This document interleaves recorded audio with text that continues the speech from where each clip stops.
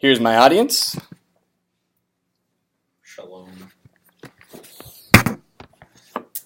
For my speech, I'll be doing an inspirational speech from the perspective of an ROTC student who's commissioning as a second lieutenant in the United States Air Force after going through 4 years of the ROTC program here at Iowa State University.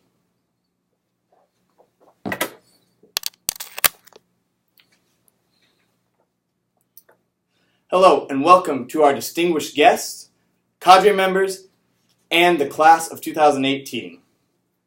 I remember the first time I arrived here at Iowa State and came to the ROTC orientation program. We were standing at attention in front of the armory, and I thought to myself, there's no way I'll make it through. I could see all of the other students arriving and looking at us kind of weird because we were standing at attention in civilian clothes.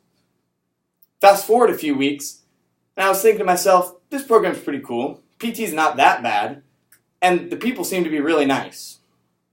Fast forward then again to the end of the semester, and I thought to myself, I love being an Air Force ROTC and trying to become an officer in the Air Force. We began our journey as wide-eyed and awestruck underclassmen, or GMC as they're called here in ROTC. We didn't know what we were doing when we first got here, but through the efforts of our upperclassmen and cadre members, we learned how to do D&C, recite warrior knowledge, and most importantly, we figured out how to become an effective team. All of what we had learned, though, was challenged when we went to field training between our sophomore and junior years. There we were put under tremendous stress with 20 random strangers and had to figure out how to become an effective team in those conditions. We were set up, though, by our cadre and were able to complete this task. Once we got back, we became the leaders of the detachment, serving in roles such as the wing commander, physical fitness officer, and flight commanders, helping to sculpt the underclassmen and hone our leadership skills so that we could be ready for this day. We accomplished so much as a class since coming here 4 years ago. Our class graduated 11 of 12 cadets in field training as distinguished graduates or top third. That's an incredible number, probably one of the highest in the nation.